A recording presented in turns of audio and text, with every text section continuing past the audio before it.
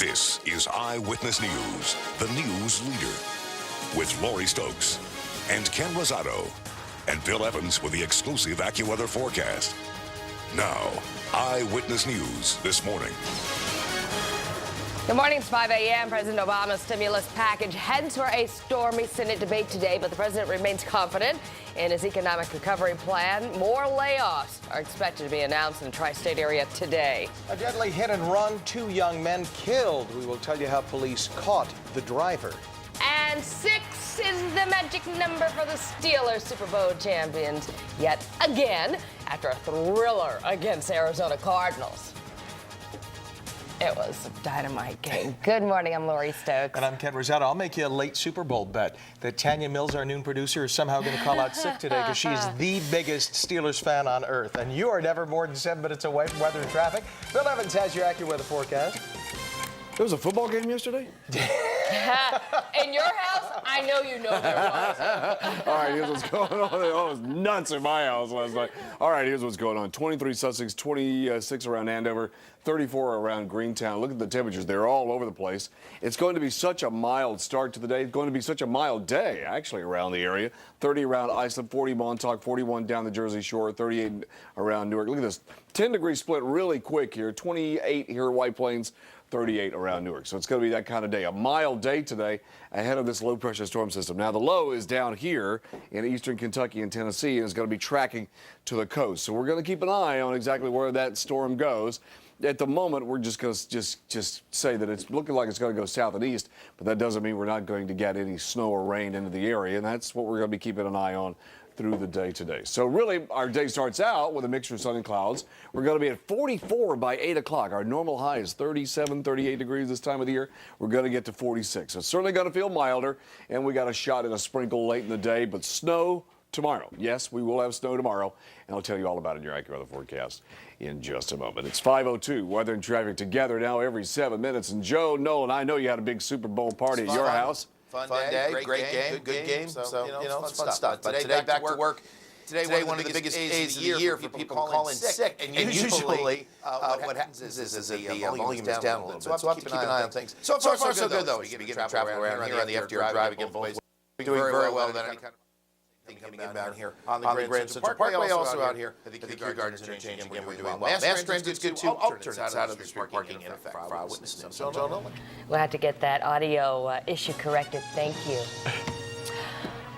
Our top story this half hour, and Barack Obama's economic stimulus package heads to the Senate today. The president says he's confident it will receive GOP support. Meantime, now, on Long Island, hundreds of workers in Nassau County are expected to be laid off. Eyewitness News reporter Lisa Calagrassi is live in Mineola with more. Good morning, Lisa. And Laura, this is going to hit Nassau County very hard. Hundreds of layoffs, including police officers. Plus, there will be millions of cuts in social programs. With sales tax revenues taking a nosedive, Nassau County Executive Tom Suozzi expected to announce a lethal combination. Cuts in service, layoffs, pay cuts, and higher taxes. Nassau County facing a budget gap of about $130 million. Suozzi says to avoid layoffs, county workers will have to take a pay cut of about 7%. It is, Suozzi says, a case of the national crisis hitting home.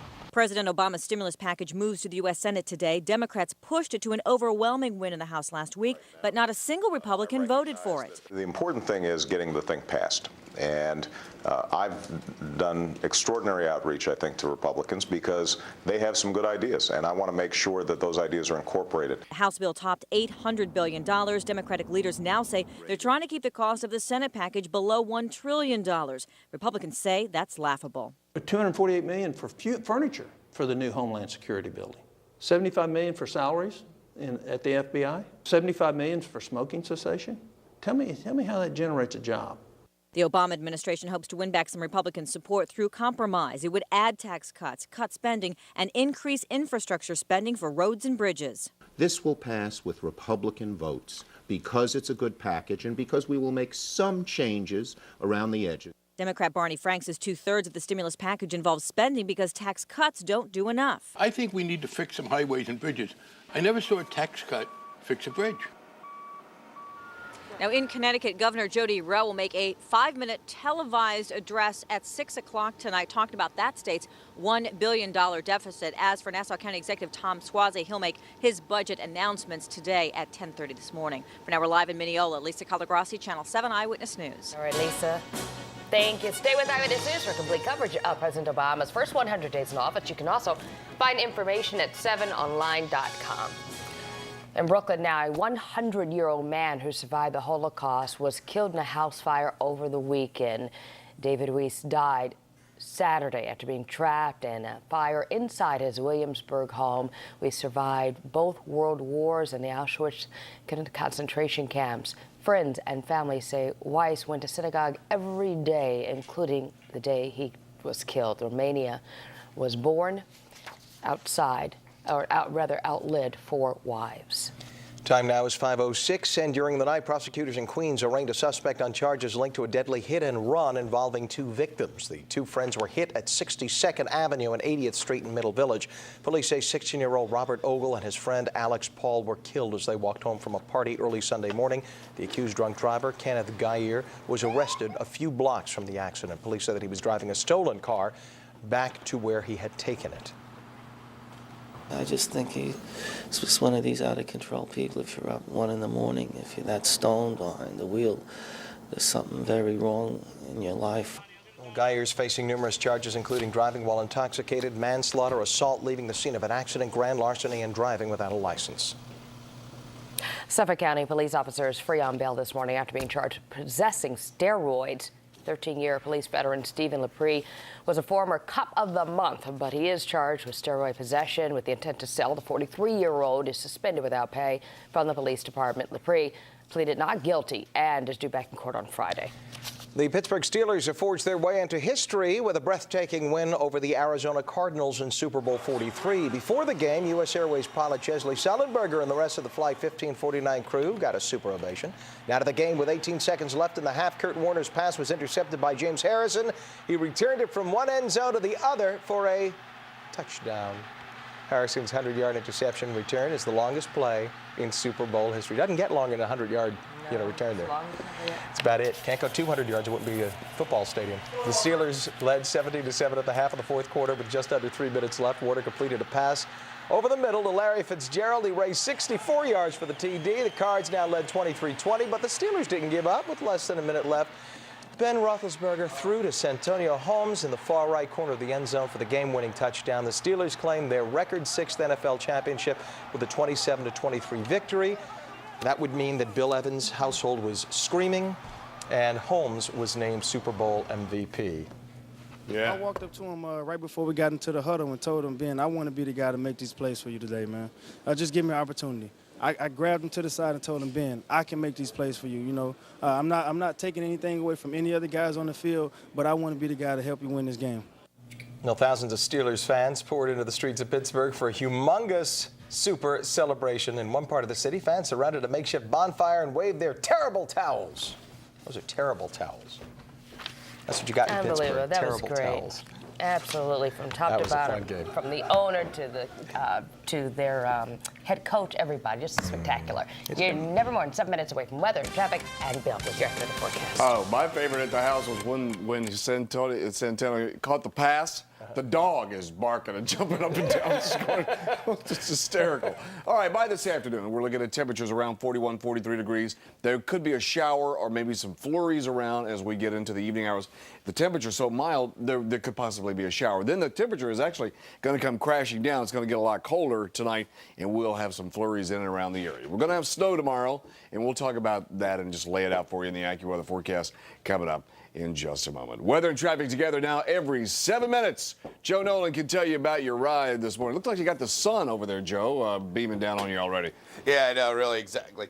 Well, we got ourselves a pretty good start here to things. Let's go Jersey Turnpike again, moving along pretty well. Same thing over here as you head inbound at the Lincoln Tunnel. There is a fire, though, in the city, 69th Street at Columbus Avenue. We'll show you this, and again, still this live shot from overhead down here. So 69th Street, Columbus Avenue, again, you want to avoid that if you can. This fire that is ongoing here on the the Upper West Side. Again, live here, a live shot for you. Other than that, though, we're good shape. Mass transit's good too. And again, today, traditionally, I mean, you know, every year is a little different, but traditionally, this day is a little bit less volume and a little quieter than most. So there you go for Eyewitness News. I'm Joe Nolan. All right, Joe, thank you. It's 5:10 and still ahead on Eyewitness News this morning. Groundhogs around the country get ready for their big moment in answering the annual question, will there be 6 more weeks of winter? And the first public appearance since her family tragedy, and Jennifer Hudson gives a rousing performance at last night's Super Bowl. Sandy Kenyon has details.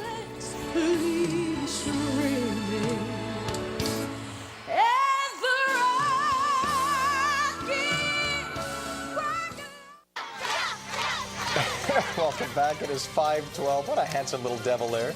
It is Groundhog Day, and in our area, several groundhogs will be making their predictions about the next 6 weeks of weather. Oh, everybody knows who that is.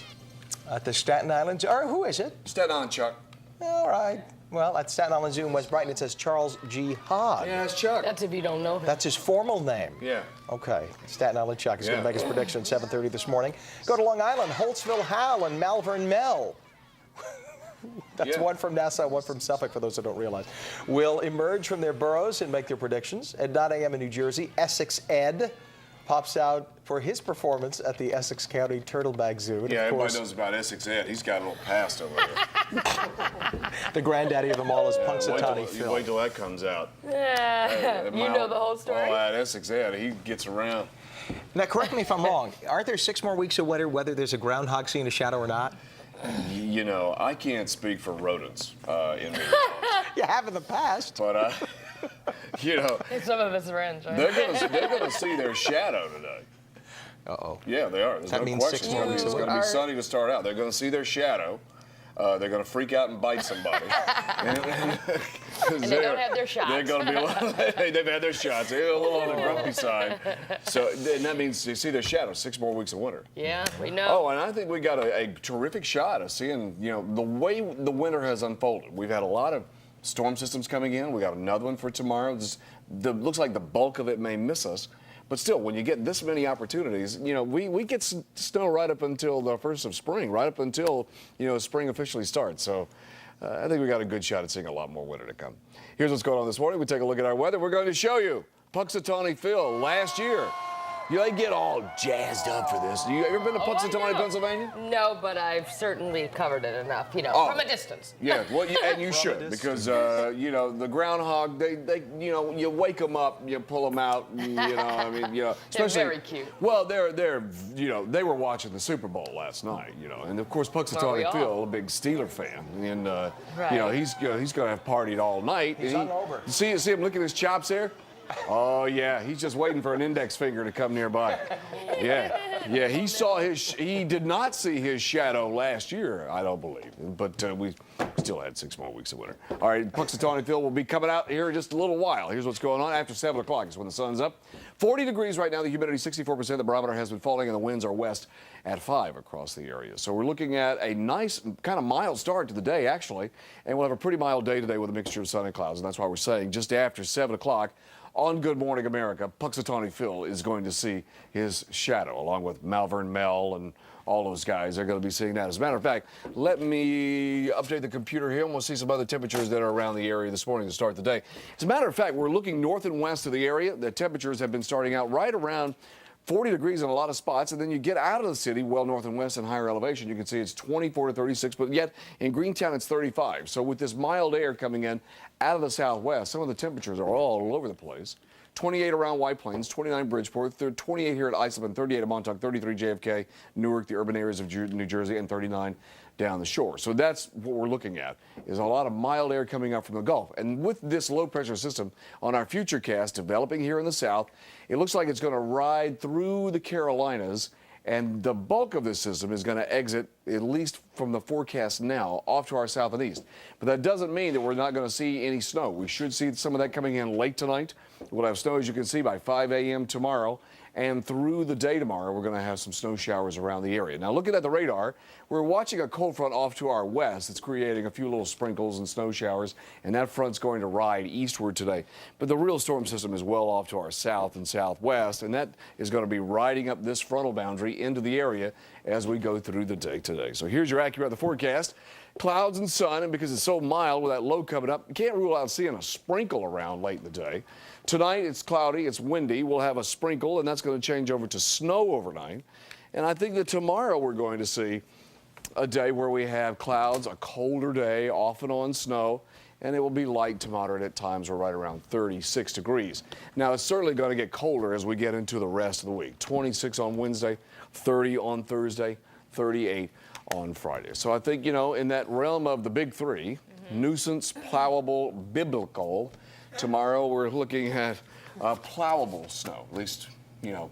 Oh, so this is, we're inching. Yeah, I mean, we're still going to get about biblical. a couple of inches of snow out of that, maybe three inches of snow. Well, you got to keep an eye on the path of that system because it's coming up the coast, and we'll be watching it, and we'll have more on that, of course, throughout the day. We're looking at late tonight and tomorrow for a start time. Okay. I don't think you get to fire up that hydraulic nuclear snowplow you have over there. It's disappointing again.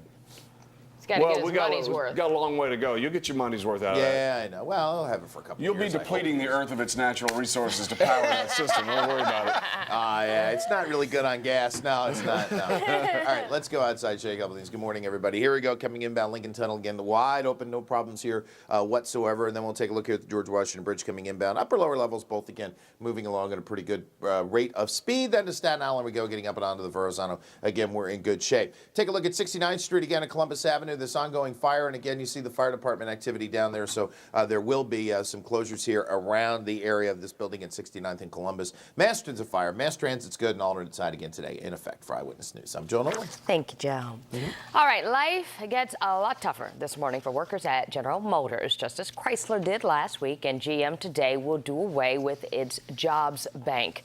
That means 1,600 GM workers will have to apply for state and federal unemployment benefits. Up until now, GM put unneeded workers into its jobs bank and paid them about 85% of their usual salary, even though they were not working. In order to get federal loans, both Chrysler and GM were required to do away with their jobs banks programs. Overseas now, and this morning, Japan's Nikkei average lost 1.5%. Hong Kong's Hang Seng Index lost 3%. On Wall Street today, the Dow Jones starts the day out at 8,000, and NASDAQ Composite opens up at 1476. Stay with Eyewitness News for the latest on the auto bailout. You can also find information online, 7online.com. 5:19 right now, still ahead on Eyewitness News this morning. Did advertisers score at the Super Bowl, or did the economy for them, well, sort of make them play it safe? Okay. And the boss, Dynamite. Oh, yeah. Halftime performance. So good. Sandy Kenyon's up next.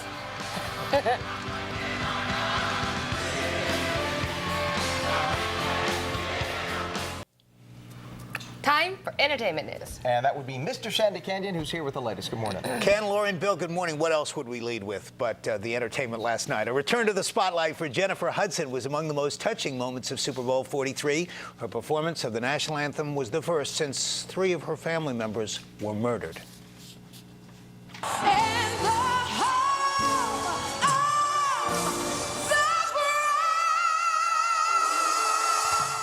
Hudson's estranged brother-in-law has been charged with the deaths of the singer's mother, brother, and 7-year-old nephew.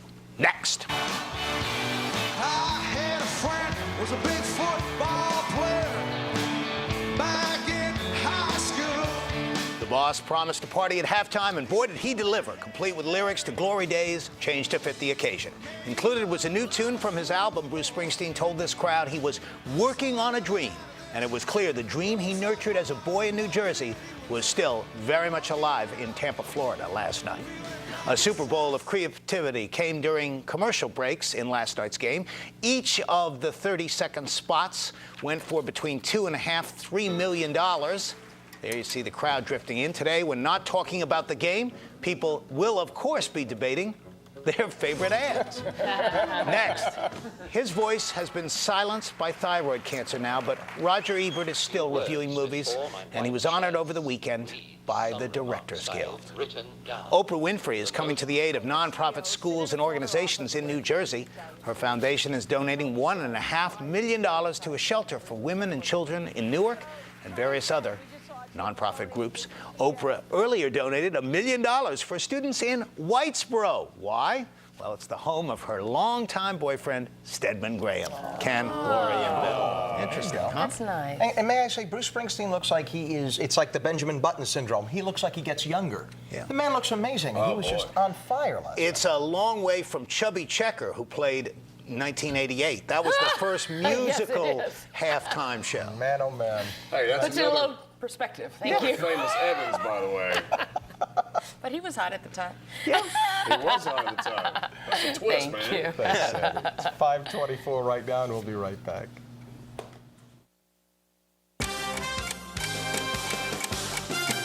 You're never more than 7 minutes away from weather and traffic together here on Eyewitness News this morning. We have skies that are clear. We're going to have a pretty start to the day. And it's not all that cold, actually, either. We're looking at temperatures starting out around the area in the 30s in a lot of spots, 40 in the city, going to a high of 46 today. Normal high this time of the year, 39 degrees. So we're going to be above that by 7 degrees. We're looking at snow coming in tonight and tomorrow. We'll tell you all about it in your AccuWeather forecast coming up in just a moment. It's weather and traffic together. Here he is after the big Super Bowl party. I heard you had a lot of screaming, crying babies over at your house yesterday. No. Just the niece and nephew. They were fine. They weren't screaming and crying. They were running around having a great time. Let's go outside. I'm going to show you the Jersey Turnpike here in both directions. Again, moving along pretty well without any kind of a real issue there. Same thing as you begin to travel out onto the Van Wyck Expressway in both directions. Again, moving along very nicely. George Washington Bridge coming inbound and getting in good shape. Just generally around, we're in good shape. No real major problems for you to worry about. Mass transit's good. Alternate side of the street parking rules and regulations again today are going to be in effect. So we're in good shape. Really nothing out there for you to worry about. For Eyewitness News, I'm Joe Nolan. Thank you, Joe. Coming up in our next half hour with the Senate debate set to begin, does the president have enough votes to pass his stimulus plan? We will have an update from Washington. And Mayor Bloomberg's hands in his doomsday budget to a higher power. We're going to explain what that means. Those stories and more coming up. Stay with us. Thank you. Good morning. And now, Eyewitness News continues with Lori Stokes and Ken Rosado and Bill Evans with the exclusive AccuWeather forecast. Now, Eyewitness News this morning continues. The national economic crisis is causing a crunch in Nassau County's budget. I'm Lisa Calagrassi in Mineola. A live report is coming up. Thank you, Lisa. Michael Phelps finds himself in a bit of hot water. The photo that has the Olympic champion apologizing to fans. What does it mean for his career and his future endorsements? And will we have an early spring or 6 more weeks of winter? It's all in the small, furry paws of a prognosticating rodent. I'm Jamie Roth live in Staten Island with the story you've been waiting all winter to hear. Roth with the prognosticating. You go, Jamie Roth. Good morning. I'm Ken Rosado. I'm Lori Stokes. You're never more than 7 minutes away from weather with traffic and Bill with your AccuWeather forecast. Oh, and if you want to see all the groundhogs, go to 7online.com, go to the Bill Evans weather page, and I have the site there for you for Groundhogs Day. You can go see all the groundhogs, not only from our area, but all over the Northeast and all over the country, as a matter of fact. Here's what's happening today. Temperatures on the eastern end of Long Island, we're looking at 38 right here at the east end, around East Hampton to Montauk, but 24 here around West Hampton Beach. Always a little colder there with a clear sky and a calm wind. Temperature radiates very well there because of the sandy soil. You get to Monticello, it's 25, 24 Morristown, 33 around Newark and JFK. So we're starting out a little bit on the warm side for this hour of the day, for this time of the year. This frontal boundary will slide eastward, and the low that is the big snowstorm that's coming our way is down here to the south. We'll keep an eye on that path, and we're going to talk about that this morning as things are unfolding. The path looks to be going a little further south and east on the latest computer model runs, but that doesn't mean we're not going to be without snow and a particularly slippery day tomorrow morning and for the evening commute as well. We'll talk about that today. We're going to have a mild day today. Normal high is about 39. We're looking at 45 by noontime, 46 later on this afternoon. Might be a sprinkle late in the day as we get into tonight, changing over to snow overnight. We're going to talk about that all through your AccuWeather forecast in just a moment. 5:32, weather and traffic together. And here he is, ready after the Super Bowl this morning. He's just good. He's doing cheeky. He's already good. How is it, Joe Nolan? What's going on out there, buddy? Well, we got ourselves a bit of a problem right there on the Upper West Side. We'll show you 69th Street and Columbus Avenue. Again, some fire activity around this building here. So, again, you're going to have some issues on both Columbus Avenue and also 69th Street. So, again, just be aware of that. Again, this fire up here on the Upper West Side. Other than that, we're in pretty good shape, though. Let's take a look here at Lower Brooklyn coming on up to the Brooklyn Bridge again, moving along at a pretty good clip. Same thing here on the Grand Central Parkway both ways through LaGuardia Airport, still moving along very nicely. Mass transit is good and alternate side in effect. For Eyewitness News, I'm Joe Nolan. Our top story this half hour, President Obama's economic stimulus package heads to the Senate today. The president says that he's confident it will receive Republican support. Meantime, on Long Island, hundreds of workers in Nassau County are expected to be laid off. Eyewitness News reporter Lisa Calagrassi live in Mineola to put it all together for us. Lisa. And Ken, local governments are feeling the economic pinch in a big way. Nassau County Executive Tom Suozzi expected to lay out a budget that is full of nothing but bad news. With sales tax revenues taking a nosedive, Nassau County Executive Tom Suozzi expected to announce a lethal combination: cuts in service, layoffs, pay cuts, and higher taxes. Nassau County facing a budget gap of about $130 million. Suozzi says to avoid layoffs, county workers will have to take a pay cut of about 7%. It is, Suozzi says, a case of the national crisis hitting home. President Obama's stimulus package moves to the U.S. Senate today. Democrats pushed it to an overwhelming win in the House last week, but not a single Republican voted for it. The important thing is getting the thing passed. And I've done extraordinary outreach, I think, to Republicans because they have some good ideas, and I want to make sure that those ideas are incorporated. The House bill topped $800 billion. Democratic leaders now say they're trying to keep the cost of the Senate package below $1 trillion. Republicans say that's laughable. $248 million for furniture for the new Homeland Security building. $75 million for salaries at the FBI. $75 million for smoking cessation. Tell me how that generates a job. The Obama administration hopes to win back some Republican support through compromise. It would add tax cuts, cut spending, and increase infrastructure spending for roads and bridges. This will pass with Republican votes because it's a good package and because we will make some changes around the edges. Democrat Barney Frank says 2/3 of the stimulus package involves spending because tax cuts don't do enough. I think we need to fix some highways and bridges. I never saw a tax cut fix a bridge. Now, budget cuts and layoffs are also on the table. In Connecticut, Governor Jody Rell tonight will make an address talking about that state's budget crisis. For now, we're live in Mineola. Lisa Calagrassi, Channel 7 Eyewitness News. All right, Lisa, thank you. It's 5:35. The Senate is expected to vote to confirm Eric Holder as the new Attorney General today. Holder would be the first African-American to hold the job. He plans to take the oath of office this evening so he can get to work. Holder is supposed to carry out a major overhaul of the Justice Department, but many of his top aides have not yet been appointed. Stay with Eyewitness News for complete coverage of President Obama's first 100 days in office. You can also find more information at 7online.com. 5:35 right now, and 2 days after delivering his so-called doomsday budget, Mayor Bloomberg was in Queens calling for prayers to help the city make it through the economic crisis. Speaking at the Greater Allen AME Cathedral in Jamaica yesterday, the mayor joked that he's been to a house of worship in almost every denomination, determined to pray his way to a balanced budget. But then, boo, then the mayor turned to seriousness. He says he's confident the city will survive by tightening its belt. We in city government have got to pull together and find ways to do more with less. The taxpayers just can't pay anymore, and the demand for services, when the going gets tough, goes up. And that doesn't mean we should walk away from everything we've accomplished. Now, the mayor added that togetherness is the key to making sure the city doesn't revert to the New York of the 1970s. Well, New York's junior senator says that she's willing to listen to New Yorkers about immigration issues, but she says there needs to be change. We need immigration reform in this country that is going to be humane, that's going to recognize the heritage that the immigrant community for centuries have provided to this country, the richness. Senator Gillibrand met with elected Hispanic officials in Brooklyn yesterday, and she meets in Manhattan today with the Hispanic Federation, a coalition of more than 90 community organizations. Many Hispanic leaders have criticized Gillibrand's rejection of amnesty for illegal immigrants and her support for a guest worker program and more border security. 5:37 right now, and the first ever gun buyback program in Queens is in the works this morning. Similar programs such as this one in Nassau County have been successful in getting guns off the streets. The Queens DA is working with the NYPD. Now, the district attorney says overall crime is down in the borough, but there were 23 more homicides last year than the year before.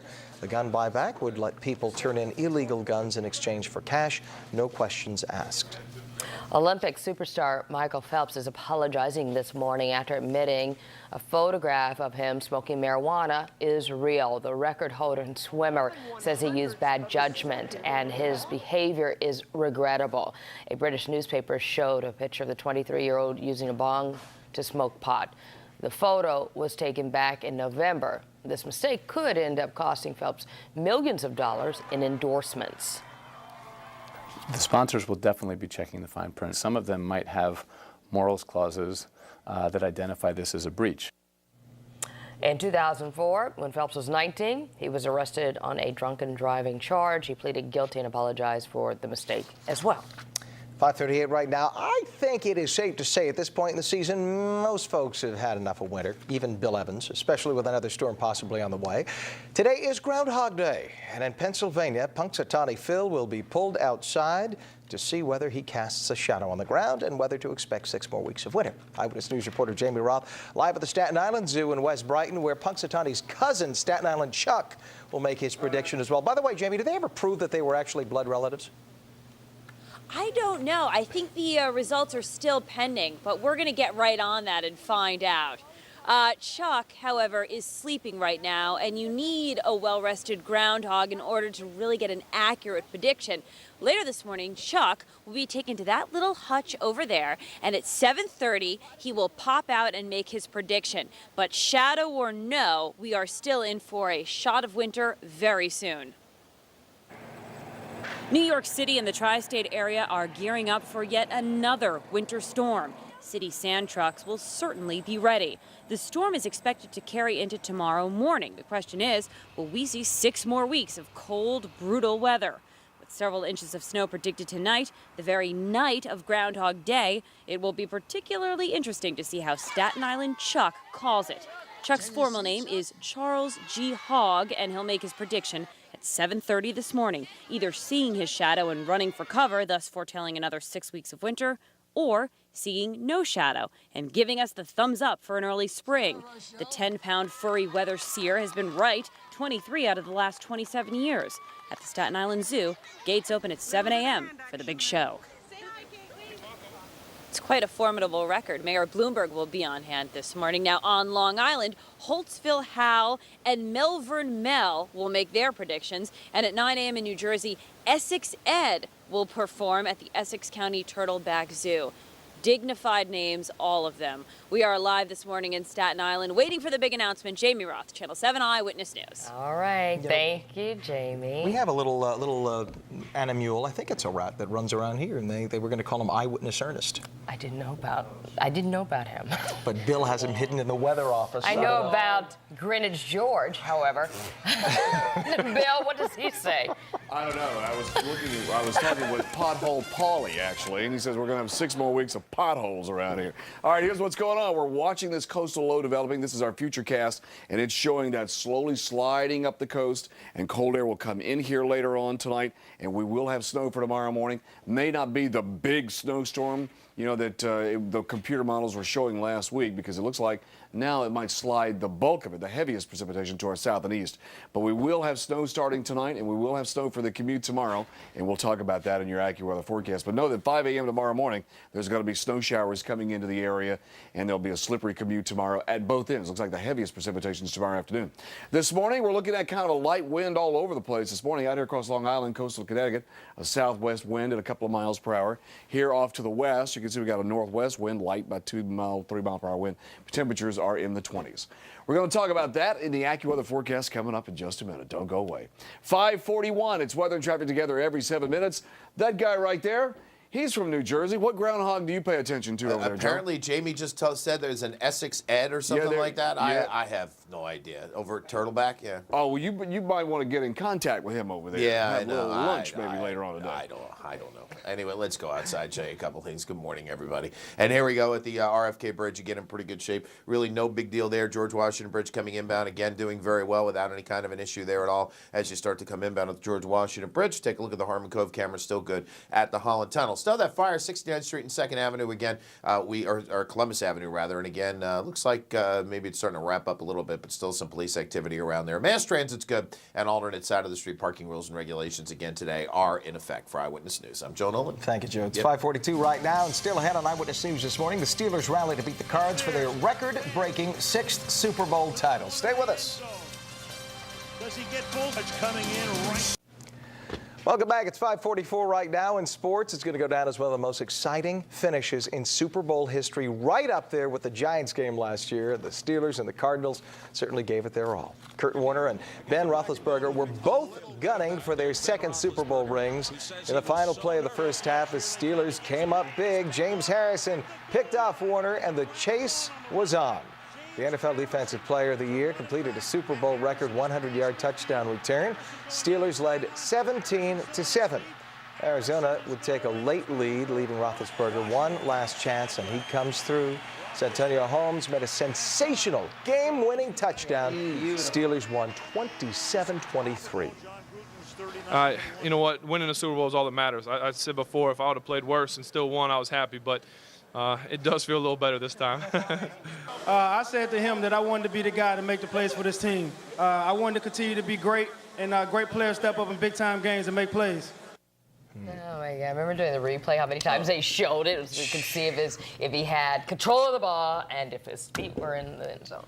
Yeah, I love listening to John Madden. Oh, see his feet are down. We're a beat, they're doink, We're like holding our breath. And you know, John Madden was a Steelers football player. Right? Really? I Oh didn't know yeah. that. Well, for one game. Okay. Well, you know, he still was. Yes. He drafted by the Steelers, and then he played a preseason football game, got injured.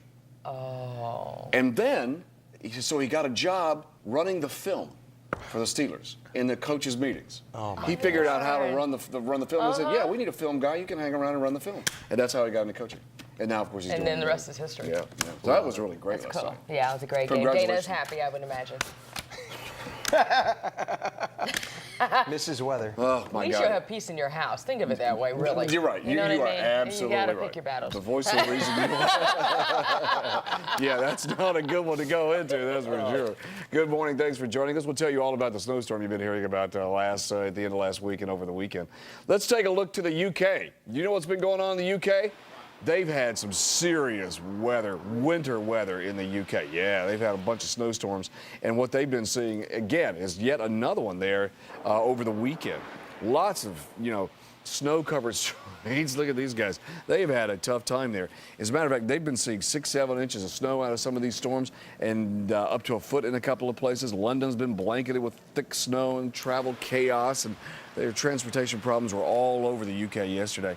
There were 6 inches of snow there yesterday. They were looking at upwards toward a foot in a lot of spots, and it's very tight in London. It is populated, packed, and you can see they had all kind of problems. Well, we'll have some travel problems tomorrow. I'll tell you about it in your AccuWeather forecast. Today, we're going to sail by pretty good. Here's the current temperature in Central Park in New York City. It is 40 degrees. The humidity 64%. The barometer 29.94 and falling. A cold front is approaching from the west, and we have a west wind at about 5 miles per hour. So our normal high is 39, so we're starting out a degree above that already this morning. But there's some chilly spots. Somerville's 25, Edison 33, 34 Old Bridge, 31 around Princeton. The atmosphere is kind of mixed up here with some light negligible wind out of the area, out of the west here. So there's some spots that are chilly. There are others that are a little warmer. Look at the Jersey Shore, 39 degrees there, 38 at Montauk, and 28 right around Islip. Now today, we're seeing temperatures much colder back here in the Great Lakes. This is the temperature that's going to be slowly working its way into our area. 42 you can see here around Central Park, but it's 12 degrees warmer than it was this time yesterday. Look at all this warm air. But look at the colder air that is coming. Now, this is going to really start to filter in here tomorrow and into Wednesday. 27 degrees colder at Traverse City, 11 degrees colder in Chicago. So we're looking at cold air coming our way. The low-pressure system is sitting down here around Kentucky and Tennessee, and will start riding slowly into the area tonight. With the warm air, there could be a sprinkle that comes with it first, but eventually, all this moisture down here to the south is going to come our way. Eventually, behind that, it'll pull this cold air down into it, and that's going to be tomorrow across the area. So as this slides eastward, we're looking at a high this afternoon around 46, warm air coming up, but here comes the low into the area tomorrow, and the low is going to eject on out, and by tomorrow afternoon, we'll see where that goes. We'll have some snow showers tomorrow, and I think we're looking at on the whole about 1 to 3 inches of snow in the city. Eastward on the eastern and Long Island because of the path of the snow going south and east. There'll be more there, the storm going east and south of the area. So a late day sprinkle, we're at 46. Tonight we're looking at a sprinkle around changing to snow overnight. We'll have light snow tomorrow morning. That could make roadways slippery. The heaviest snow is tomorrow afternoon. It'll be off and on. And we're looking at 1 to 3 around the city and the eastward, maybe a little more eastern Long Island down the Jersey Shore. 26 will be the high on Wednesday. It certainly pulls down a lot of cold air as we get into Wednesday and Thursday, and we're back up to 40 by Friday. Oh, that's nice. Right in time for the weekend. Yeah, it looks like we might be around 45 on Saturday. Oh, look where we are. Punxsutawney, Punxsutawney, Pennsylvania. Punxsutawney What time is Phil coming out? He comes out at 7:05, 7:06 is official sunrise. Okay. He's sleeping right now. You think he's sleeping? I love this little story you're making up about him. Like you're talking to your children. Maggie, he's sleeping right now. I think he keeps hitting the snooze button, personally, at this time of the day, you know? Boy. The thing that always cracks me up about that is the guys with the top hats and the morning coats. Yes, formal wear. Oh, it cracks me up. The whole thing. I mean, just one time could Phil bite a chunk out of one of those guys. Oh, yeah. That's good. Remember the one that bit would be you? the lead Remember? story. Remember a couple of years ago, one bit you? Yeah. Oh, yeah. That was Staten Island Chuck. Yeah, Yes, that was Chuck. He bit me. Yeah. He drew blood. Yeah, I remember. Yeah, that was bad. Yeah, he and I had a little talk afterwards. Like Lassie, the new one's in now. Yeah. All right, let's go outside, take a look. Good morning, everybody. Here we go. Really nothing out there for you to worry about. That was the Jersey Turnpike camera. Apparently, one of the cranes there gets in the way of it sometimes. Anyway, here we go as you travel both directions out here on the Grand Central Parkway out here at LaGuardia Airport. Again, moving along very nicely, and then getting up and onto the Verrazano, still in good shape. We have an accident on the Van Wyck southbound down by Kennedy. Mass transit's good and alternate sides in effect. For Eyewitness News, I'm Joe Nolan. Thank you, Joe. We're coming right back. Welcome back. It is 5:53. In medical news, the recession isn't only hitting millions of Americans in the wallet, also in the waistline. Health experts say that healthier food options tend to cost more. During the economic downturn, families looking for more bang for their buck typically stock up on processed foods, high in fat and sugar. And with unemployment rising, fast food dollar menus are increasing in popularity. New information this morning about the peanut plant at the center of the deadly nationwide salmonella outbreak. Health inspectors reports coming out now of the Georgia plant varied widely. One inspector only found 2 minor violations back in October. Just 3 months later, another inspector discovered roaches, mold, and other sanitation problems. Food safety experts say the drastic difference in reports shows inspectors are spread too thin. 5:54, and On the Money's coming up next.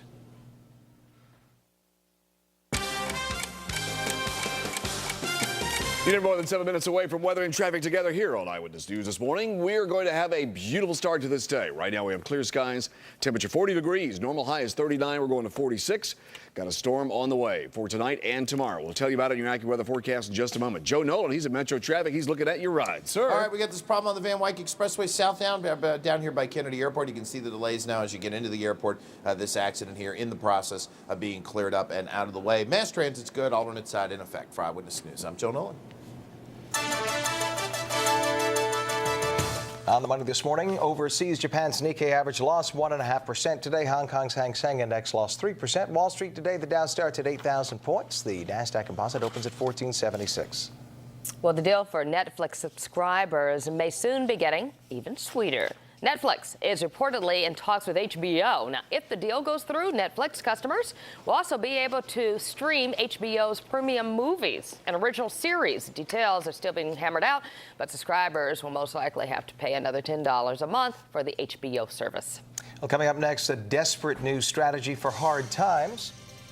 2 young lives lost, 2 families in mourning. Police say 1 drunk driver in a stolen car is responsible. We're going to show you also. This is Eyewitness News, the news leader, with Lori Stokes and Ken Rosado, and Bill Evans with the exclusive AccuWeather forecast. Now, Eyewitness News this morning. Good morning. At 6 a.m. in a deadly hit and run, 2 young men walking home from a party are killed. Police say a smirking drunk driver was responsible. Senate stimulus showdown. President Obama's confident some Republicans will cross the aisle and support the economic rescue plan, but GOP leaders aren't so sure. Boring Super Bowl? Ha! Try electrifying. A game that swings end to end with the Steelers showing their mettle and becoming NFL champions once again. Number 6 is a charm. Good morning, I'm Lori Stokes. And I'm Ken Rosado. You're never more than 7 minutes away from weather and traffic, beginning with Bill Evans on the AccuWeather forecast. All right, here's what's happening this morning on this Groundhog's Day. It is 24 in Sussex to Andover, 26 around Caldwell to 33 around Newark to the 5 boroughs of New York City, 28 here on Long Island. Get out to the east end, it's around 38, 29 Bridgeport, 39 down the Jersey Shore. Well, we're watching a cold front here, and there's a series of lows that will run up that front. One will come in this evening and might give us a sprinkle because the air mass is warm. But the big one is off to the south, down this frontal boundary, down in here in the southern United States. And it's down here with all this moisture. And as that runs up the front, we'll keep an eye on that to see where that's going to be going today, because we'll have snow this time tomorrow for the morning commute. Today is going to be quite the mild day. 39 is our normal high. We're looking at 44 by 8, 45 by noon, 46 later on today. The wind's going to go northwest, and we start to really see the temperature drop later on tonight and tomorrow.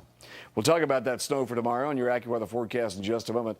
It's weather and traffic together every 7 minutes. Newscast 7's in high definition over routes 1 and 9 in Newark, 602, and that's John Del Giorno with a look at your ride this morning. John? And a good morning to you, Mr. Evans. We are, as you said, over Route 1 and 9 in Newark. We are just across the street from Newark Liberty International Airport. And there we've got one of the first problems of the morning commute. This will be on the northbound side of Route 1 and 9, off on one of the common exit ramps here. And you know that it's a tangled web right by the airport. But this is a common ramp, not only from northbound Route 1 and 9, it's also the main exit ramp from Newark International Airport to get you out to Route 78, both east and westbound. You can see that one car spin out, only the right shoulder slipping by, and these delays wrapping back around the bend. And we are live over Newark Liberty International Airport at Route 1 and 9. John Del Giorno, Channel 7, Eyewitness News. Our top story this half hour, President Obama's economic stimulus package heads to the Senate today. The president says he's confident will receive GOP support. Meantime, on Long Island, hundreds of workers in Nassau County are expected to be laid off. Eyewitness News reporter Lisa Calagrassi live now in Mineola with more. Lisa, good morning. Good morning, Ken. And this is going to hit Nassau County very hard. Hundreds of layoffs, including police officers, are on the table. Plus, there will be millions of dollars in cuts in social programs. With sales tax revenues taking a nosedive, Nassau County Executive Tom Suozzi expected to announce a lethal combination: cuts in service, layoffs, pay cuts, and higher taxes. Nassau County facing a budget gap of about $130 million. Suozzi says to avoid layoffs, county workers will have to take a pay cut of about 7%. It is, Suozzi says, a case of the national crisis hitting home. President Obama's stimulus package moves to the U.S. Senate today. Democrats pushed it to an overwhelming win in the House last week, but not a single Republican voted for it. The important thing is getting the thing passed. And I've done extraordinary outreach, I think, to Republicans because they have some good ideas, and I want to make sure that those ideas are incorporated. The House bill topped $800 billion. Democratic leaders now say they're trying to keep the cost of the Senate package below $1 trillion. Republicans say that's laughable. $248 million for furniture for the new Homeland Security building. $75 million for salaries at the FBI. $75 million for smoking cessation. Tell me how that generates a job. The Obama administration hopes to win back some Republican support through compromise. It would add tax cuts, cut spending, and increase infrastructure spending for roads and bridges. This will pass with Republican votes because it's a good package and because we will make some changes around the edges. Democrat Barney Frank says 2/3 of the stimulus package involves spending because tax cuts don't do enough. I think we need to fix some highways and bridges. I never saw a tax cut fix a bridge. Now, Nassau County is not alone. In Connecticut, Governor Jody Rell will announce budget cuts in that state. She'll be doing a televised address tonight at 6 o'clock. The deficit there expected to be $1 billion. Now, Nassau County Executive Tom Suozzi is set to make his budget announcement this morning at 10:30. For now, we're live in Mineola. Lisa Calagrassi, Channel 7 Eyewitness News. Lisa, thank you. And stay with Eyewitness News and ABC News for complete coverage of President Obama's first 100 days in office and the latest on the economic crisis. You can also get information at 7online.com. Well, during the night, prosecutors in Queens arraigned a suspect on charges linked to a deadly hit and run involving 2 victims. The 2 friends were hit at 62nd Avenue and 80th Street in Middle Village. Police say 16-year-old Robert Ogle and his friend Alex Paul were killed as they walked home from a party early Sunday morning. Police say the accused drunk driver, Kenneth Guinier, was laughing when they arrested him just a few blocks from the accident. Police also say that he was driving a stolen car back to where he had taken it. I just think he's just one of these out-of-control people. If you're up 1 in the morning, if you're that stoned behind the wheel, there's something very wrong in your life. Gayer is facing numerous charges, including driving while intoxicated, manslaughter, and driving without a license. In Brooklyn, a 100-year-old man who survived the Holocaust was killed in a house fire over the weekend. David Weiss died Saturday after being trapped in a fire inside his Williamsburg home. Weiss survived both World Wars and the Auschwitz concentration camps. Friends and family say Weiss went to synagogue every single day, including the day he was killed. The Romanian-born man outlived 4 wives. A Suffolk County police officer is free on bail this morning after being charged with possessing steroids. 13-year police veteran Stephen Lepre was a former cop of the month, but he is now charged with steroid possession with intent to sell. The 43-year-old is suspended without pay from the police department. Lepre pleaded not guilty and is due back in court on Friday. The Pittsburgh Steelers have forged their way into history with a breathtaking win over the Arizona Cardinals in Super Bowl XLIII. Before the game, U.S. Airways pilot Chesley Sullenberger, Sully as his friends know him, and the rest of the Flight 1549 crew received a super ovation. Out of the game with 18 seconds left in the half, Kurt Warner's pass was intercepted by James Harrison. He returned it from one end zone to the other for a touchdown. Harrison's 100-yard interception return is the longest play in Super Bowl history. Steelers led 17-7 at the half. In the fourth quarter, with just under 3 minutes left, Warner completed a pass over the middle to Larry Fitzgerald. He raced 64 yards for the touchdown. Cards now led 23-20. But the Steelers didn't give up. With less than a minute left, Ben Roethlisberger threw to Santonio Holmes in the far right corner of the end zone for the game-winning touchdown. The Steelers claimed their record 6th NFL championship with a 27-23 victory. Santonio Holmes was named Super Bowl MVP. I walked up to him right before we got into the huddle and told him, Ben, I want to be the guy to make these plays for you today, man. Just give me an opportunity. I grabbed him to the side and told him, Ben, I can make these plays for you. You know, I'm not taking anything away from any other guys on the field, but I want to be the guy to help you win this game. It is party time in Pittsburgh. Thousands of Steelers fans poured into the city's streets for a super celebration. In one part of the city, fans surrounded a makeshift bonfire and waved their terrible towels. Didn't even know they had terrible towels. Yeah, they got them. They got them. They know how to wave them, too. They know what to do with those terrible towels. You're never more than 7 minutes away from weather and traffic. And Bill with your AccuWeather forecast. My living room was strewn with those terrible towels. And my son even said, you know what, wouldn't it be great if they intercepted the ball and run it back 100 yards for a touchdown on the next play? It happened. It was crazy. I'm sure it was at your house, too. Here's what's going on. We're watching this storm developing. This is our future cast, and it will be developing from the Gulf. This is the storm we're talking about for tomorrow. As it works its way up the coast, the computer models are showing that the bulk of the system will slide just to our south and east, but just close enough that we'll have snow by 5 a.m. tomorrow around the area. Could slicken roadways, particularly from just outside the city in the urban areas of New Jersey and New York City, eastward across coastal Connecticut and Long Island for tomorrow.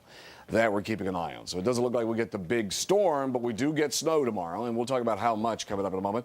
But by this afternoon, we're at 41, dropping to 33 degrees tonight. There'll be a sprinkle around. That's going to change over to snow tonight, and we're going to have snow for the commute tomorrow, and that will make roadways slippery. We're going to talk about how much snow on your AccuWeather forecast coming up in just a moment.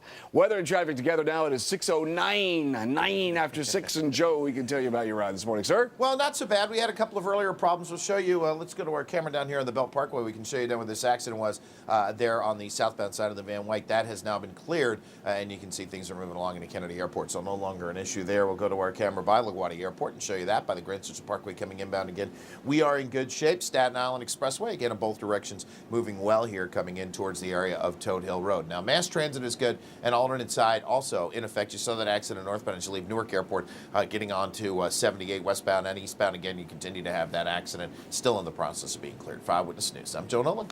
Thank you, Joe. Still ahead on Eyewitness News this morning. Desperate moves in a cutthroat job market. Overqualified job seekers are understating their qualifications to land work. But is dumbing down a resume a wise move? We'll take a closer look. And a penny for your thoughts on this. We're getting a rare look at Abe Lincoln. Stay with us. If you have a lead on a story, call the Eyewitness News tip line at 1-877-TIP-NEWS or email us at the.investigators@abc.com. 6:13, welcome back. And people looking for work need to make a good first impression, at least on paper. One of the most important things that can help job hunters get a coveted interview is the resume. Sometimes the resumes need a little tweaking here and there. Eyewitness News reporter Michelle Charlesworth will explain for us. When it comes to applying for a new job, one of the most important things that can help you to get an interview is your resume. It's frightening. It's frightening. Lynn Compton owned her own business for years, but recently had to close up shop. Now she's looking for a job at a time when millions of Americans are doing exactly the same thing. I have sent out my resume to a lot of people, and it's never even been looked at. Labor experts say more job hunters are dumbing down their resumes to be considered for jobs they're probably overqualified to do. Sometimes we have to do that just to get our foot in the door. Learning to tailor your qualifications to fit a job can be helpful, even if it means leaving out skills you have that aren't required for the job you want. A lot of times if we do dumb it down, the employer is willing to give us that shot to prove our worth. Experts say once you get an interview, then you can mention the skills you didn't include on your resume. Work it around to where you're fitting more of what their expectations. Michelle Charlesworth, Channel 7, Eyewitness News. There you go. When's the last time you had to write a resume? Hey, is yours up to date? I never had one. Really? You just got to with your good looks? Come on. I would believe that because you started working when you were like 2. I really have only had one resume. I'm serious. Yeah. I was working before there were resumes. Like, do you know this guy? Yeah, I know that guy. I know that right. kid. Everybody knows everybody in Meridian. Yeah. Yeah. I mean, just like, Preacher's son. There's only 3. 3 people. That's all there is. 3 people at a gas station. All right, it's Groundhog's Day. Yes, it is. Let's take you to Puxatawny, Pennsylvania. We have live pictures because they're singing and they're dancing and it's Groundhog Day. And look at most of them there in Puxatawny. They're wearing T-shirts. This is how mild it is today. I think that guy is, he's being honored. I'm not really sure what is a visual role. But you know, I love Groundhog's Day, and I love the movie Groundhog's Day. Yeah. That's fun. And you remember the lines Bill Murray used in Groundhog's Day? We'll show you some video from last year. Okay. Remember when Bill Murray said, when Chekhov saw the long winter, he saw a winter bleak and dark and bereft of hope. Yet we know that winter is just another step in the cycle of life. But standing here among the people of Puxatawny and basking in the warmth of their hearts and their hearths, I can only imagine a better fate than a long and lustrous winter. Poetic, isn't it? I remember that. Yeah, I remember him delivering the line. Yeah, and the cameraman was like, that's beautiful, man. Right. Well, 7:05 is when they'll be pulling Phil out of his little home there, and we'll see if he sees his shadow, which we have every indication that he will, because looking at our weather, we're not very far from Puxatawny, Pennsylvania. We're going to have a mixture of sun and clouds at about 7:05, and we'll see what happens. 41 degrees now, the humidity 60%. The barometer has been steady, and the winds are calm. It is a nice start to the day. It's a mild start. Actually, our normal high temperature this time of the year is around 39 degrees, so we're above that already for the day today. Other temperatures, we go up the Hudson River Valley. It's 22 around here in Orange County, Sullivan County, 27. The meters are not working here around Dutchess County, but it's 24 in Danbury and 30 around Waterbury, so certainly it feels like 25, 26 degrees there. The normal 10-degree split down 35, 36 around the 5 boroughs, 28 on Long Island, 39 down the Jersey Shore. The winds this morning are kind of light to calm. You can see they're kind of all over the place, too. A little bit of, mostly the wind is going to be southwest, and it feels like the upper 20s, 36 here around Monmouth County. And so today with a light wind, it's going to feel pretty good much of the day. But behind the front, there's some much colder air coming. As a matter of fact, temperature 10 degrees warmer this hour today than it was this time yesterday. But look at the cold air. It's back here in the Ohio Valley, 12 degrees colder in Chicago and Detroit than it was this time yesterday. This cold air starts to filter in tomorrow, and even colder air is going to be coming into the area as we get into Wednesday. So we're looking at 31 Chatham, 34 to 30 around the real field temperature this morning. There's a frontal boundary just to our west. Now there's clouds around Puxatawny, Pennsylvania, so he may not see his shadow. We have partly cloudy skies. The low is actually running from southwest to northeast. It's off here down to our south. That's going to be coming up the coast. But certainly we're going to have such a mild day today. 46 is running 7 degrees above normal for this time of the year. But that's the low that is coming up the coast. The computer models are showing that front. Then most of all this moisture with it, you see it picking up ground now, is going to ride to our south and east. But we're at 46 today with sunshine. Here comes the low up the coast and is headed out toward the Virginia coast tomorrow. We'll have some snow tomorrow. It will be colder. I think we're on the edges of that low where we get about 1 to 3 across the city, up the Hudson River Valley and eastward. Higher amounts on the eastern end of Long Island and the Jersey Shore, and north and west because the low is cutting out. Well, we're going to see lesser amounts far north and west. But we will have a little bit of a slippery commute tomorrow morning. 46 today. We might get a sprinkle in those clouds. There might be a sprinkle tonight, but certainly the temperature is going to be dropping overnight, so that will change to snow. We'll have some light snow in the morning. The snow is heaviest tomorrow afternoon, and we'll be around 36 degrees. Here is your AccuWeather 5-day forecast. We'll have cold weather on Wednesday, 26 the high, 30 on Thursday, and then we warm up to 40 by Friday. It looks like we're in the mid-40s for this upcoming weekend. Not the catastrophic winter that the Farmer's Almanac and the old Farmer's Almanac had set for us. It's like a lot of little storms instead of one big. Just a succession of storms, one after another, every 3 days or so. But that still leaves us the opportunity of seeing, you know, a significant snow right on through March. So tomorrow morning, just know your commute's going to be on the slippery side. All right. We'll keep an eye on that storm. It could change. I mean, there's no doubt about it. 50 miles means a lot in the path of a storm like that. All right. All right, Bob. We'll be here. We'll be watching. Yep. Newscast 7, the high definition is over the Lincoln Tunnel. We go now to John Del Giorno. Good morning, John. Good morning, Ken and Lori. We've got our eye on this morning's commute. We take you outside, and we've got our eye on the Lincoln Tunnel. Now, I'm not sure if there was an earlier problem down here or whether we just have a little bit more volume than we usually do at this hour, but I can tell you that the delay is a little bit worse than what you would expect. You can see volume back around from the tolls up the helix, and this volume goes all the way out to the New Jersey Turnpike and Route 3, which for this time in the morning is a little bit unusual. If you're headed out the door and the Lincoln Tunnel is in your travel plans already now, about a 20-minute delay coming inbound over my shoulder down at the Holland Tunnel, still working with less than a 5-minute delay inbound. And we're live over the Lincoln Tunnel. John Del Giorno, Channel 7, Eyewitness News. All right, John, thank you. Well, you may have had your fill of presidential campaigns for a while, but this photo was a real vote getter back in 1860. It's a rare photograph of Abraham Lincoln. It reportedly was his personal favorite. Thought that it captured his image. Photo was recreated from a glass plate transparency, which had been shattered in 1933. It was recently put back together and went on display yesterday at the George Eastman House in Rochester. What clarity, huh? Yeah, Amazing. nice. Yep.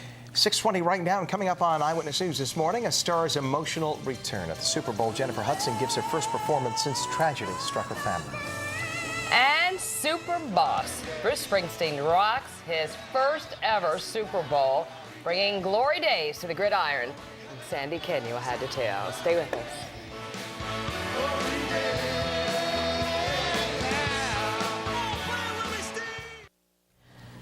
Time to get the latest headlines from Hollywood. Sandy Canyon here with the latest. Good morning, sir. Good morning, Ken, Lori, and Bill. Hollywood went on location to Tampa, Florida, and a return to the spotlight for Jennifer Hudson was among the most touching moments of Super Bowl XLIII. Her performance of the national anthem was her first public appearance since 3 of her family members were murdered.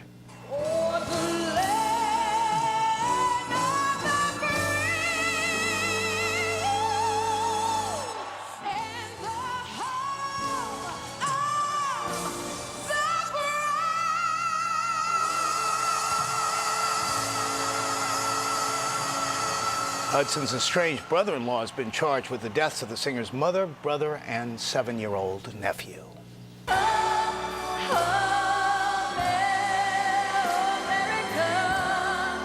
As troops in Iraq watched via satellite, Faith Hill helped get the big game off to a great start, and the party continued at halftime. I had a friend, was a big football player back in high school. Before he even began, Bruce Springsteen told folks at home to put down those chicken wings and turn the volume all the way up. For a set that included special lyrics for Glory Days, he also played Working on a Dream from his new album. Springsteen ended the show by yelling, "I'm going to Disneyland." Next, Oscar favorite Slumdog Millionaire continued its winning ways over the weekend. British director Danny Boyle won the top award from the Directors Guild of America, his union. And Oprah Winfrey is coming to the aid of nonprofit schools and organizations in New Jersey. Her foundation is donating $1.5 million to a shelter for women and children in Newark and various other nonprofit groups. Now, Oprah earlier donated $1 million for students in Whitesboro, home of her longtime boyfriend, Stedman Graham. Ken, Lori, and Bill. Can't say she's not generous, right? Right. Very nice. Thanks, kid. I'm thinking Kenyon. Thanks, Kenyon. Thanks, no problem. Love you. It's mutual, baby. We're closing in on 6:30. Still ahead on Eyewitness News this morning. Economic crises as the U.S. Senate gets set to debate the president's stimulus bill. Hundreds of local workers, including police officers, face layoffs. We have a live report. Also this morning, Mayor Bloomberg hands his doomsday budget to a higher power. We'll explain. And whether Punxsutawney Phil sees his shadow or not this morning, we're in for another blast of wicked winter weather. Ooh. Stay with us.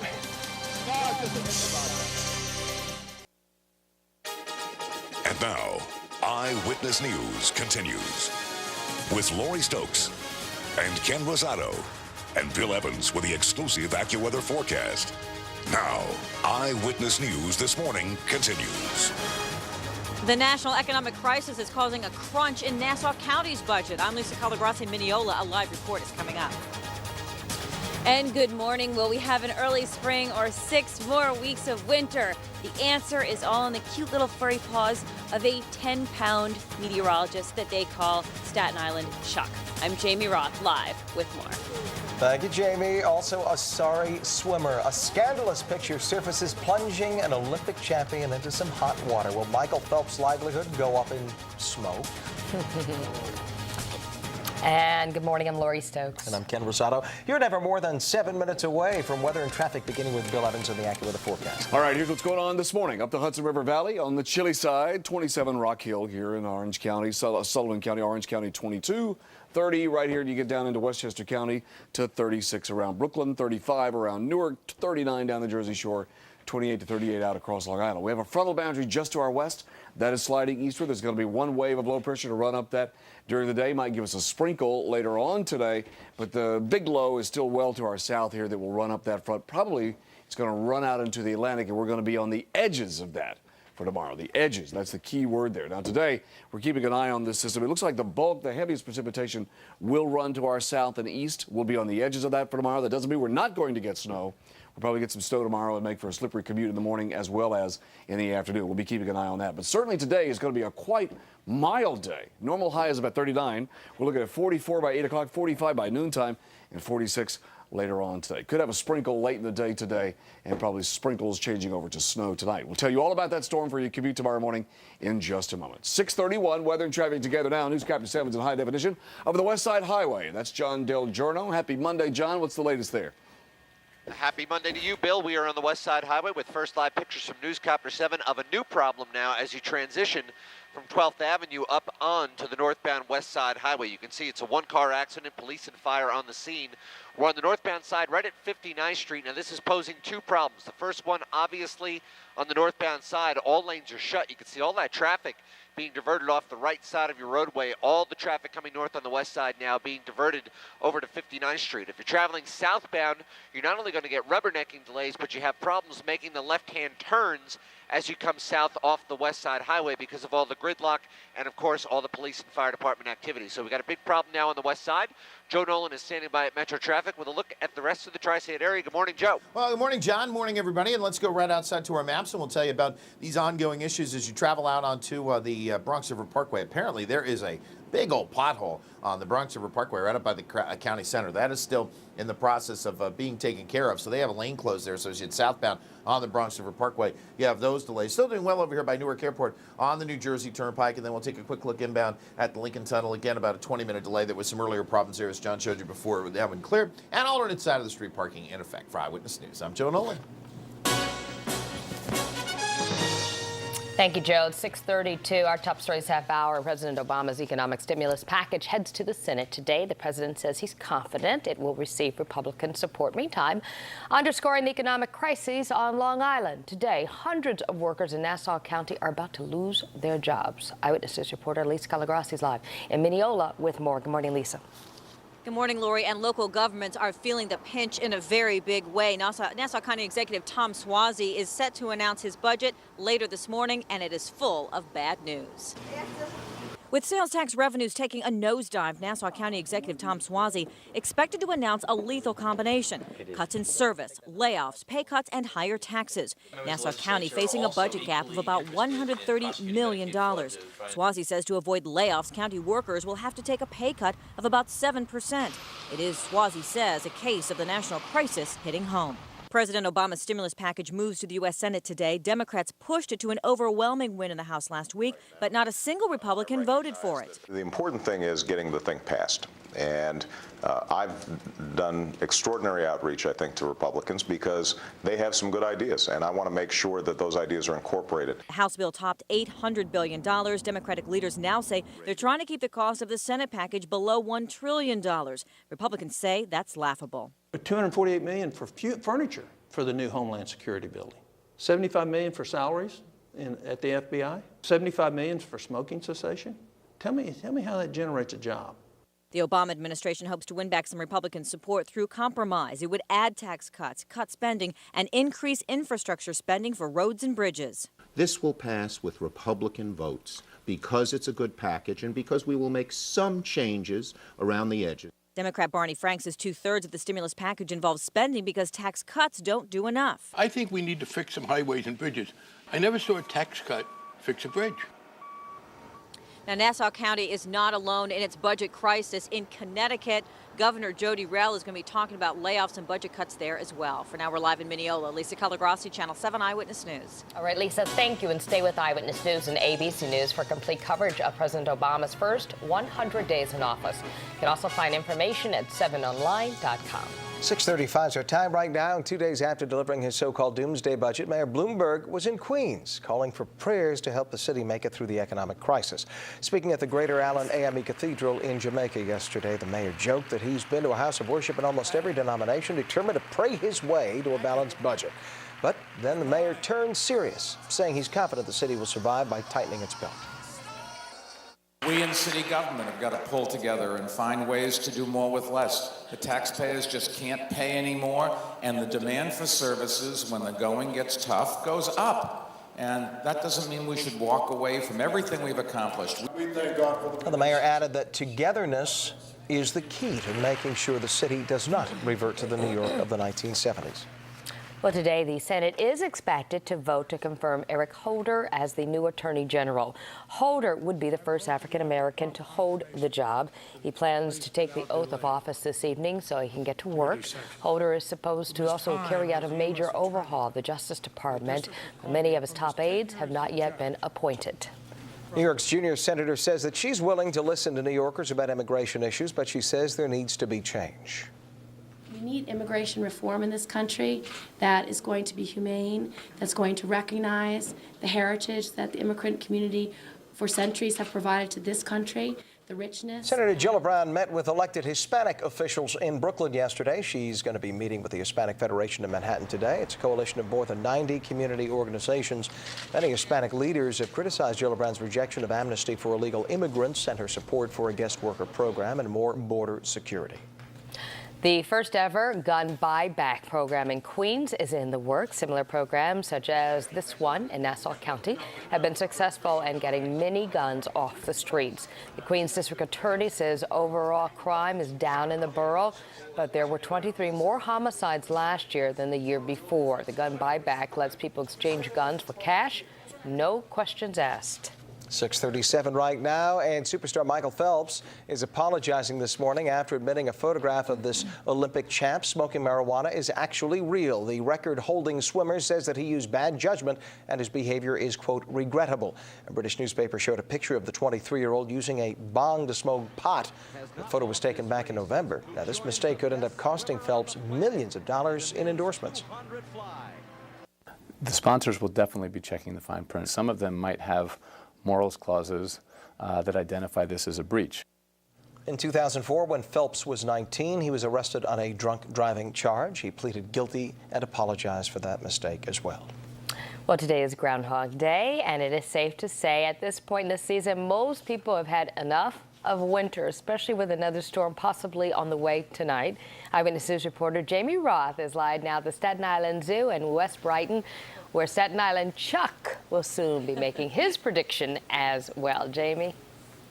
Good morning, Lori. And he's got a pretty good accuracy rate, 85% right, this little Chuck is. Right now, he's in his quarters. But around 7 o'clock, he'll be taken to this little hutch beside me. And he will, I'm going to step away so you can get a better look at it. Little log cabin there with some food in front of it. Then at 7:30, they will open up the door. He'll come out and he'll either see his shadow or not. But shadow or not, we are still in for another shot of winter very soon. New York City and the tri-state area are gearing up for yet another winter storm. City sand trucks will certainly be ready. The storm is expected to carry into tomorrow morning. The question is, will we see 6 more weeks of cold, brutal weather? With several inches of snow predicted tonight, the very night of Groundhog Day, it will be particularly interesting to see how Staten Island Chuck calls it. Chuck's formal name is Charles G. Hogg, and he'll make his prediction at 7:30 this morning, either seeing his shadow and running for cover, thus foretelling another 6 weeks of winter, or seeing no shadow and giving us the thumbs up for an early spring. The 10-pound furry weather seer has been right 23 out of the last 27 years. At the Staten Island Zoo, gates open at 7 a.m. for the big show. And Mayor Bloomberg will be on hand for that big show. Now over on Long Island, we have Holtzville Hal and Melbourne Mel, who will be making their predictions. And at 9 a.m. in New Jersey, Essex Ed, they call him, will perform at the Essex County Turtleback Zoo. We are live in the West Brighton section of Staten Island. Jamie Roth, Channel 7, Eyewitness News. The rodentia. It's 6:40 right now. You're never more than 7 minutes away from weather and traffic. Bill Evans was once very frightened by these things taking his job. Oh, well, not so much. I mean, I got bit by Staten Island Chuck once. It's true. You can go to 7online.com to the Bill Evans weather page, and you can go to the groundhog page, and it can show you groundhogs all over the country and all over the world and their predictions. Here's what's going on. 41 this afternoon in the park by 2 o'clock. There will be a sprinkle rolling in. You can see that just kind of rolling in tonight, and eventually you can see that changes over here to some snow after midnight tonight. So we're looking at snow for the commute tomorrow morning. Could be slippery around the area. We're going to talk about that and how much snow we get tomorrow from this storm coming up the coast. Weather and traffic together now, 6:41. Joe, I got the inside scoop on Punxsutawney Phil. Yes. And Malvern Mel. Yes. And Chuck over there on Staten Island. Yes. Looks like we may have a thin layer of cloud cover around. Think they're not going to see their shadow. All right. That means an early spring. Good, Joe. Excellent. Excelente. Excelente. That's the inside word. I got all that coming, because the groundhog. Oh, they're all your friends of yours. Oh, yeah, all my pals. All right, let's go outside. We're going to show you again this problem over here on the West Side Highway. Again, as you begin to travel northbound, right at the bottom, there's 59th Street. And again, as you get off here, you can see everybody being diverted onto 59th Street on the northbound side of the West Side Highway. Right at the bottom here, this accident continues, and it looks like they might be getting a lane or two open here shortly. But still, the problem is it southbound. First of all, you have rubbernecking, but as John said before, it's right at the bottom of the West Side Highway. So what happens is as people start to come down here and go to make that left-hand turn and start to get into Manhattan proper, again, you're going to have some issues there, too. So we got problems here. Mass transit's good. Alternate side's in effect. For Eyewitness News, I'm Joe Nolan. There you go. Thank you, Joe. It's 6:42 right now. Still ahead on Eyewitness News this morning. Bull Rush. We're going to show you more highlights of the Lunar New Year celebration as revelers usher in the Year of the Ox. Also ahead, Super Bowl Sunday has gone to the dogs. Puppies get rough in a competition with a little more bite. Stay with us.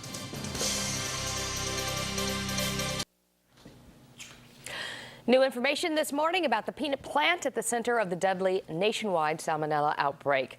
Health inspector reports from the plant in Georgia varied widely. One inspector only found 2 minor violations back in October, and just 3 months later, another inspector discovered roaches, mold, and a leaking roof and other sanitation problems. Food safety experts say the drastic difference in the report shows inspectors are spread too thinly and need more training. 6:45 right now. Mr. Bill has some snow on the way. Yes, we do have some snow on the way. It starts tonight as maybe a sprinkle, snow for your commute tomorrow morning, and we'll outline the complete AccuWeather forecast for you in just a moment. But we have the best staff in television around the country on this fine news broadcast. Yes. Here we are at 6:45. We're going to show you the most interesting story so far cropping up today. We take you to Austin, Texas, to an animal shelter which held its own version of the Super Bowl in an effort to find homes for pets. The Humane Society in Austin held a puppy bowl, the idea to attract potential owners and find great homes for some of the cute puppies. They played together on a mini makeshift football field. There was one puppy that was the MVP of the game, scored the most touchdowns. There was one who drew a penalty for a little wee-wee on the football field. Humane Society officials say the event was successful and more pups found new homes. Aww. Isn't that nice? Really nice. Doggy. Oh, precious. Yeah. They're beautiful dogs. Yeah. We need to adopt one for the morning show. Keep it around here. Oh, yeah. You know, we could do that. Here's what's going on. Yeah, who's going to feed it? Who's going to wash it? Who's going to pick up after it? You know who's going to do all that? Julian. Me. Here's what's going on this morning as we look outside. We've got some sunshine now. You know, Staten Island Chuck here, the groundhog here in New York City, they 7:05, 7:06 is sunrise. Looks like Ed, let's just drop this for a second. Looks like we got sunshine because we're looking towards Staten Island, and we got a cloud, maybe a thin layer of some cirrus clouds, but it looks like, I think he sees his shadow. I think Punxsutawney Phil does not. We'll get this debate settled as we go through the day today. Here we go. 41 degrees now, the humidity 60%. The barometer steady. Winds are calm. Sun is officially up at 7:05 this morning. We're at dawn right now. All right, here's what's going on. We take you out to the eastern end of Long Island, where the current temperature out here toward Montauk, 38.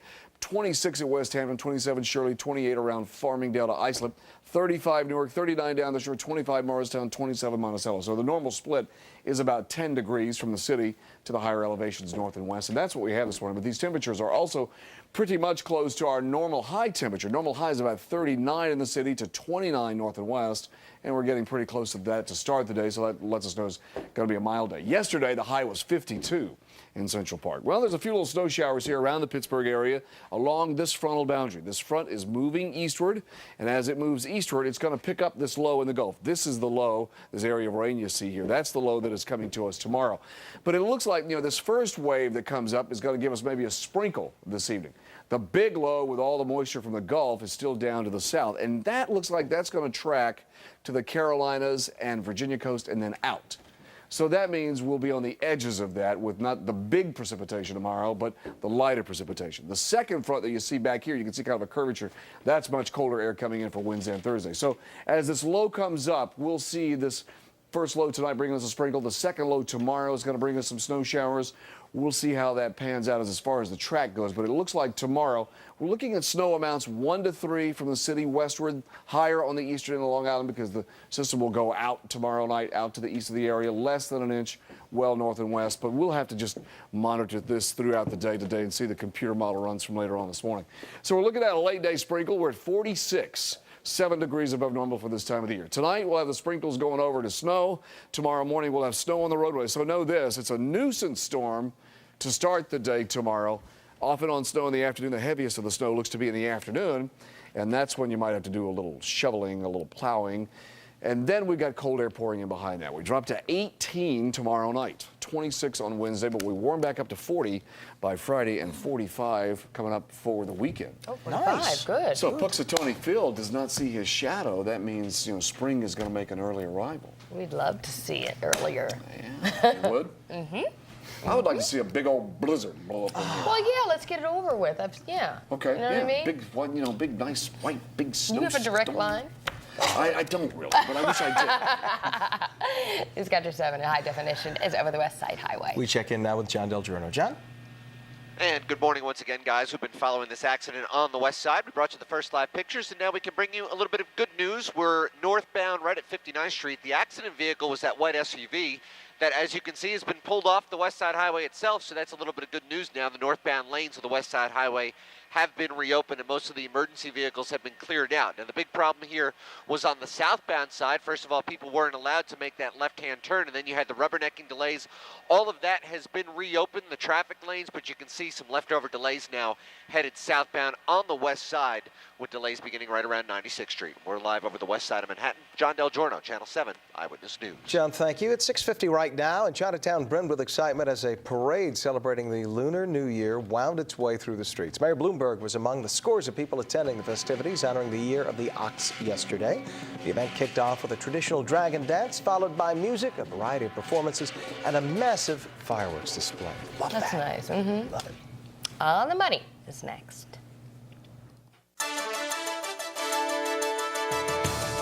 On On the money this morning, Dow Jones starts the day out at 8,000 points. NASDAQ Composite opens up at 1476. Overseas, Japan's Nikkei average lost 1.5% today. Hong Kong's Hang Seng Index lost 3%. The deal for Netflix subscribers may soon be getting even a bit sweeter. Netflix is reportedly talking with HBO. If the deal goes through, Netflix customers will also be able to stream HBO's premium movies and original series. The details are still being worked out, but subscribers will most likely have to pay another $10 a month for the HBO service.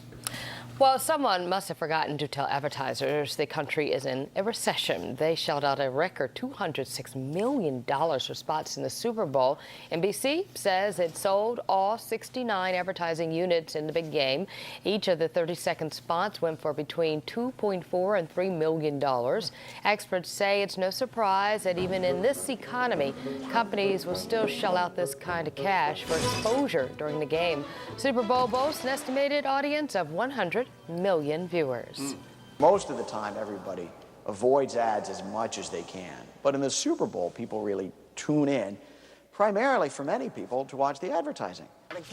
Noticeably absent from this year's list of advertisers, the nation's big three automakers, Ford, GM, and Chrysler. Companies like Miller Beer made the economy the focus of their ads. 6:54 and top stories next.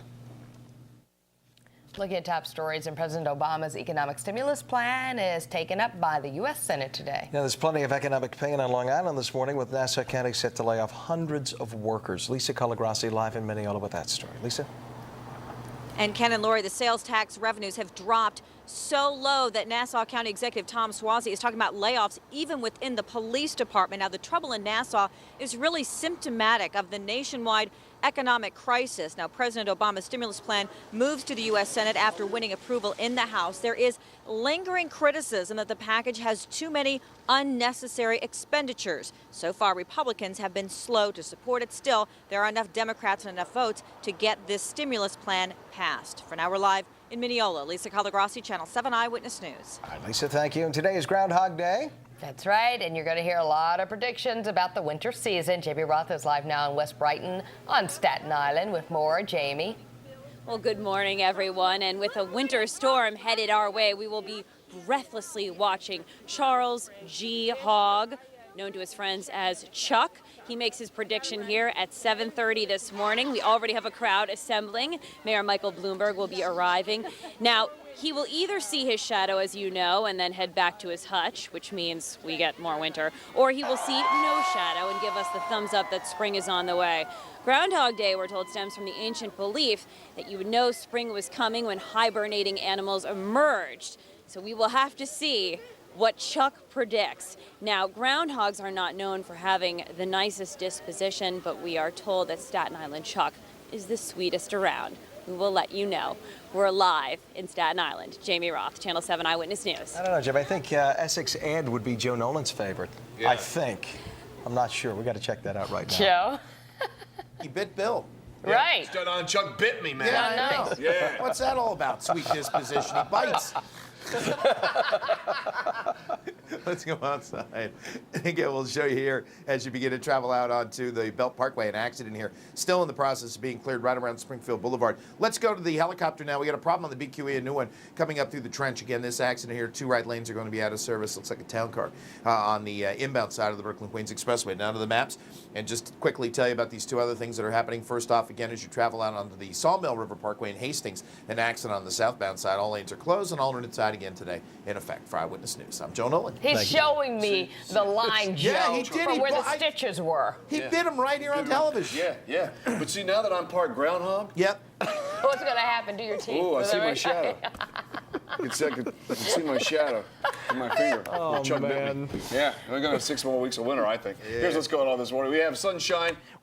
I think Chuck sees his shadow at 7:05. There's a line of clouds that might come over just in time, and he may not. So we'll keep an eye out. But there's clouds in Pennsylvania. I think Puxatawney Phil over there, he doesn't see his shadow. So we'll have snow tomorrow, probably about 1 to 3 inches of snow. We'll have snow for your morning commute. Snow is heavier in the afternoon. That's when the best moisture and lift occurs. There might be a couple of inches around the area, but not the big storm, but yet it'll be slippery for the morning and the evening commute. We'll keep an eye on it for you throughout the day today. Love it. Thank you, Bill. And that's the news for now. I'm Ken Rosato. And I'm Lori Stokes. Thanks for starting your Monday morning with us. Have a great day. Bye.